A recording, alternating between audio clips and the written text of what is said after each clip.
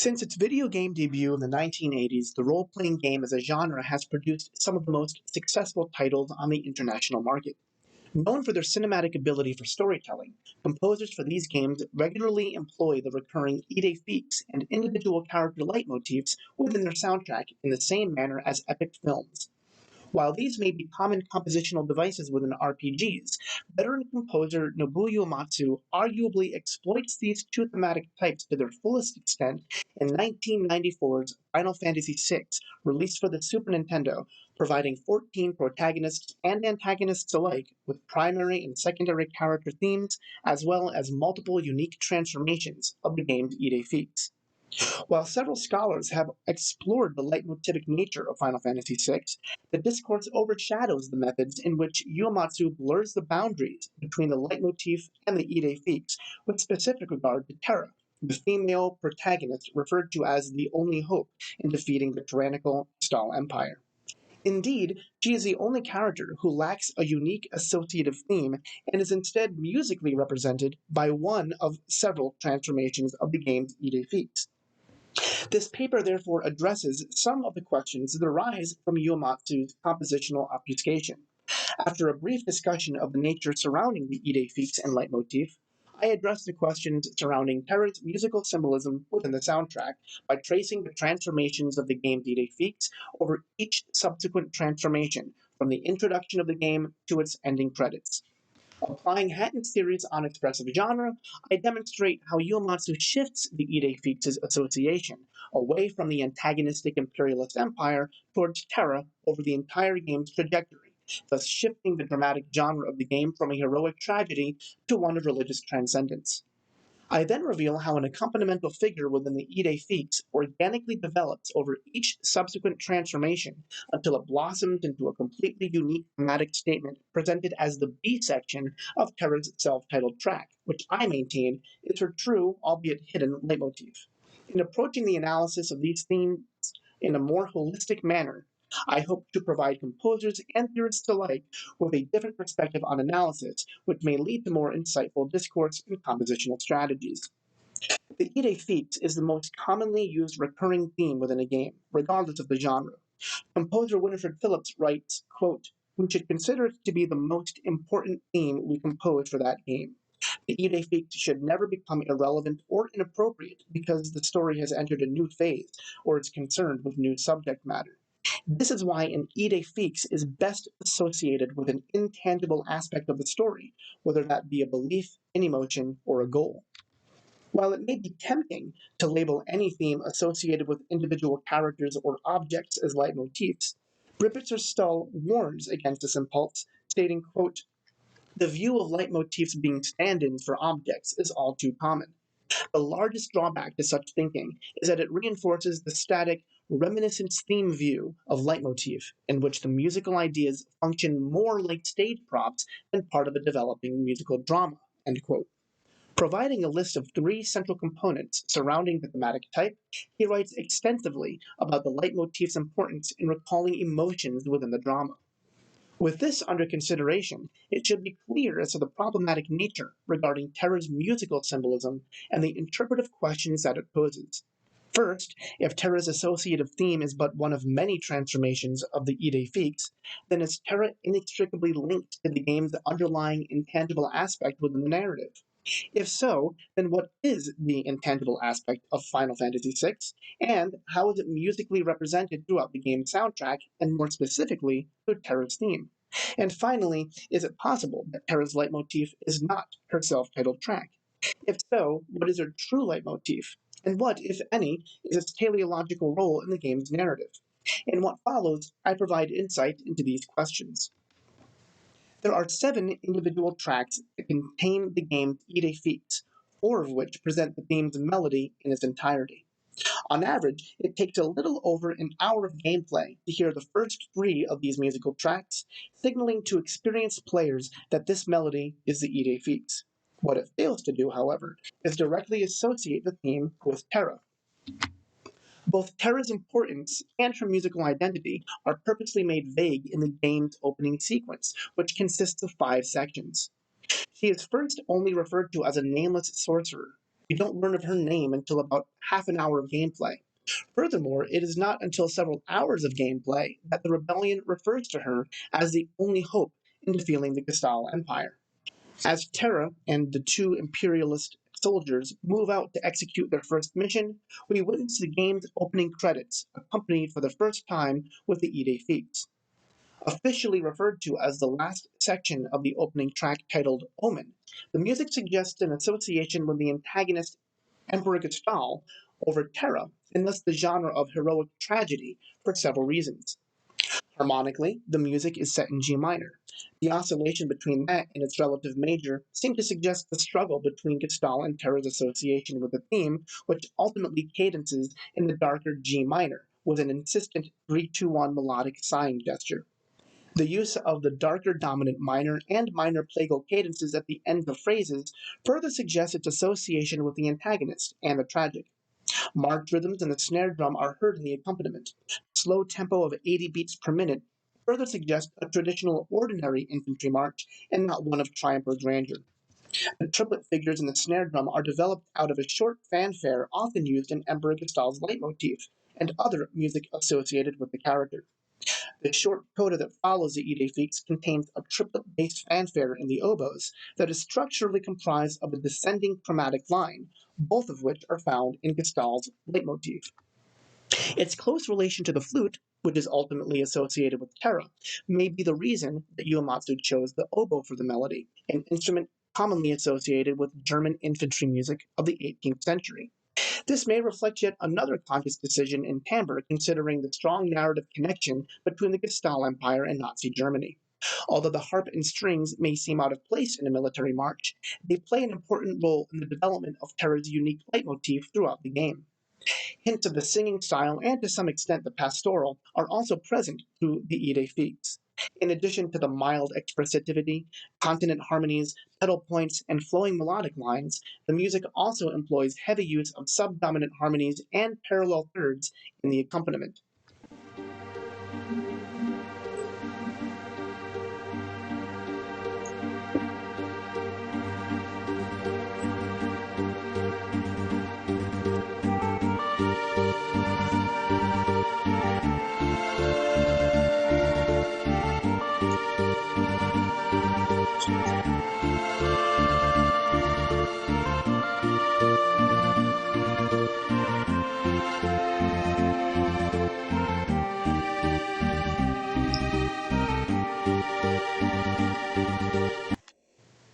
By juxtaposing these contradictory stylistic types at the very onset of the game, Uematsu sets the stage for tropological interpretation of music. Only through thematic and motivic transformation over the course of the game does the Idée Fixe metamorphosize into one of hope and eventual willed resignation. As Hatton writes, quote, "Thus the tragic is relieved by transcendence, but only after a struggle between the two." End quote. As I demonstrate, the struggle is realized over the entire game's trajectory and is finally resolved during the ending credits. A recurring narrative device in Final Fantasy VI consists of characters awakening from unconsciousness. These scenes are typically accompanied with the second chronological transformation of the Idée Fixe titled Awakening, and are often centered around Terra. Indeed, the first scene in which we encounter this music occurs during her formal introduction to the player, in which Terra comes to after a brief coma. Within this scene, it is made clear to the player that although her origins are unknown, she is a significant character within the plot. The music shares such a strong association with Terra that Ryan Thompson suggests that Awakening may be her true leitmotif. Although I disagree with this assessment, as the music is not exclusively associated with her, a motivic analysis demonstrates that through the developing variation technique, her true leitmotif begins to emerge through its accompanimental figures, motives that were first hinted at within Omen. Thus, hope begins to emerge both musically and narratively. Awakening, therefore, begins to shift the Idée Fixe away from Gestahl towards Terra, as Uematsu blends different associative aspects of each character. With military topics completely removed, a brief introduction is played on the flute, the instrument associated with Terra, throughout the entire game, but played upon implied Phrygian tonality, which recalls Emperor Gestahl's leitmotif. After the introduction, the music moves to A minor, at which point the Idée Fixe is played on the piano. It is within this track that Terra's leitmotif begins to emerge. Here, Uematsu provides a seemingly mundane and repetitive accompaniment in the strings, which organically grows out of the string accompaniment first used in Omen, consisting of oscillating thirds. This motive is structurally related to the Idée Fixe, and through developing variation, eventually blossoms into what I maintain is her true leitmotif within her self-titled track.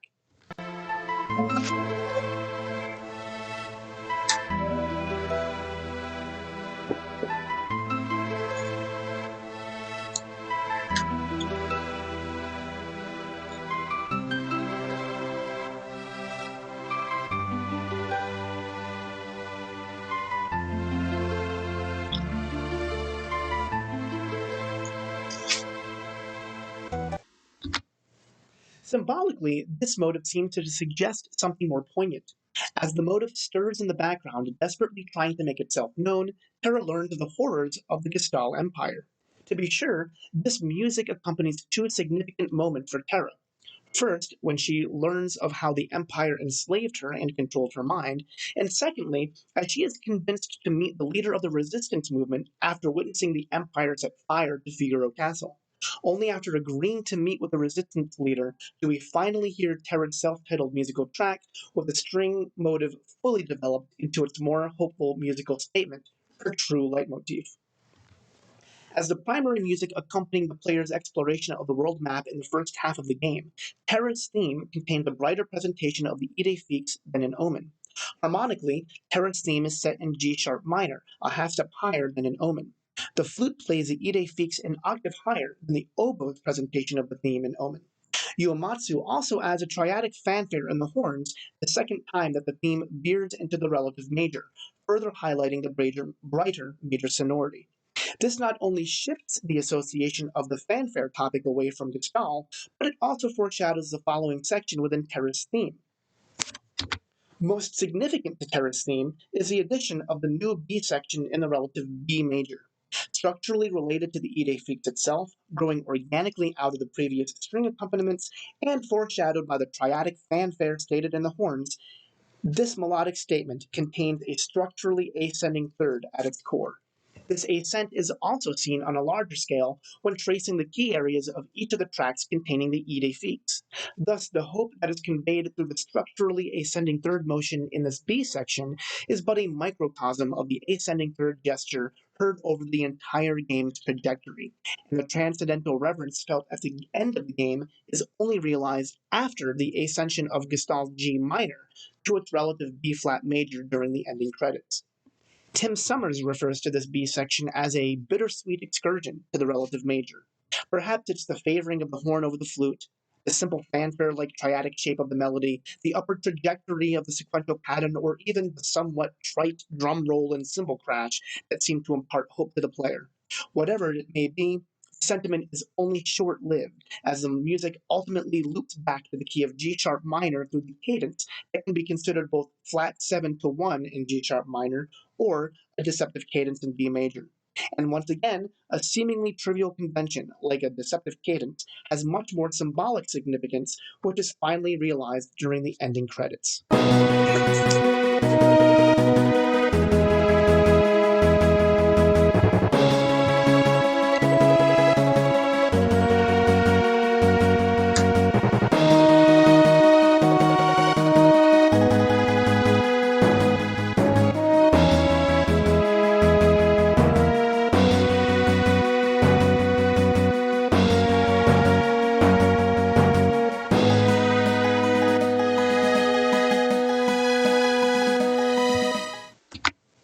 Halfway through the game, Gestahl's second-in-command, Kefka, nearly destroys the entire planet, and all of the allies of the Resistance are scattered across the globe.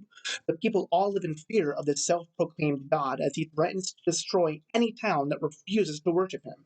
It is no wonder that Terra's theme is completely absent from the second half of the game as the player searches for their allies. Even when the player finds Terra and eventually convinces her to rejoin the war effort, only Awakening is played, devoid of any optimistic B section. It seems as if all hope is lost. It is only after the player defeats Kefka in the final battle do we experience the true metamorphosis of Terra's leitmotif. During the ending credits, a character medley plays over a curtain call of the protagonists, each accompanied by his or her own leitmotif.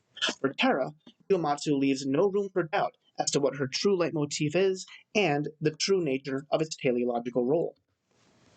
Terra's curtain call begins with a slow music box-like accompaniment played by the harps. All reference to a military march are removed as a single flute plays on top of the harp's arpeggio. Here, Uematsu presents not the Idée Fixe, but rather the B section from Terra's self-titled track. This formal reversal of the two sections contains strong implications both for the music and the on-screen narrative. By reversing the order of the sections within Terra's theme, Uematsu highlights the importance of this B section as an important musical identity for her. Recall that in Terra's theme, the B section always resolved to the A section by means of a seemingly deceptive cadence. Thus, the hopeful optimism felt in the B section is always crushed by the return to the tonic minor. Here, however, Uematsu disrupts the cadence several ways through what Hatton calls denial or negation, beginning at measure 15. The melodic B flat in the flute, which should be supported by a cadential 6/4 chord, is instead supported by a literal second inversion 5 chord, creating a dissonance between the two instruments. When the flute moves to the leading tone at measure 17, the accompaniment still holds its 5/6/4 chord. By holding the C in the pedal instead of an F, Uematsu obfuscates and therefore delays a cadential event in the expected key of B flat major. This melodic cadence is then unexpectedly elided through a statement of the Idée Fixe in the parallel key of B flat minor at the upbeat to measure 19. Here, Uematsu provides a 6/7 chord in the strings and moves it down by parallel motion until measure 21, where he provides a minor plagal cadence instead of the more expected PAC. This denial and surprising shift to the parallel minor is the expressive focal point or crux of the phrase, further highlighted with the high sustained B flat in the strings, which lasts until the curtain call. The elision from B flat major to its parallel minor recalls the crushing nature of the deceptive cadence heard in Terra's theme all throughout the entire first half of the game. However, to reflect the positive outcome of the game's ending, Uematsu restates the Idée Fixe at the upbeat to measure 23, this time transposed up by a third to D flat, at which point the flute hits the apex of the phrase before finally resolving to the melody into the key of B flat major. Here, Uematsu uses the same harmonies which function briefly in both B flat minor and in D flat major.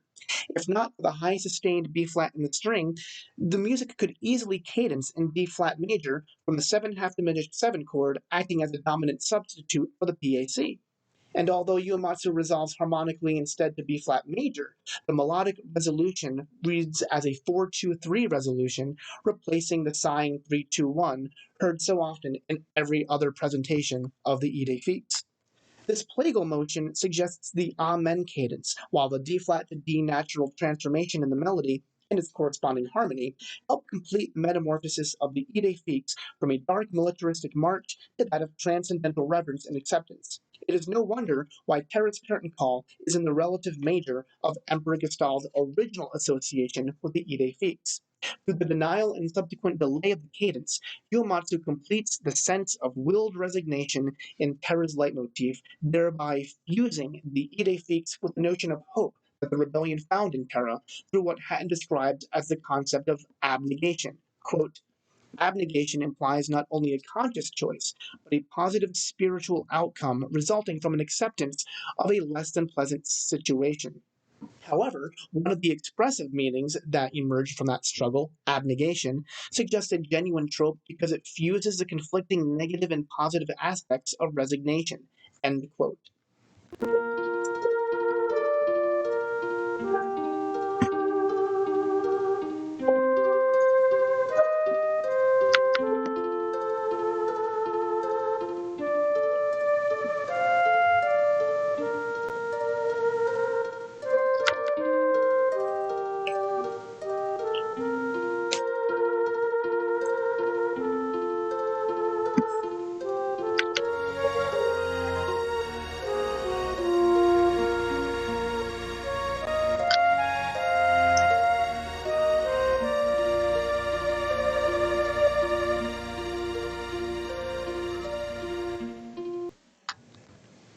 Is this positive spiritual outcome resulting from acceptance of a less than pleasant situation also seen in the game's narrative as well?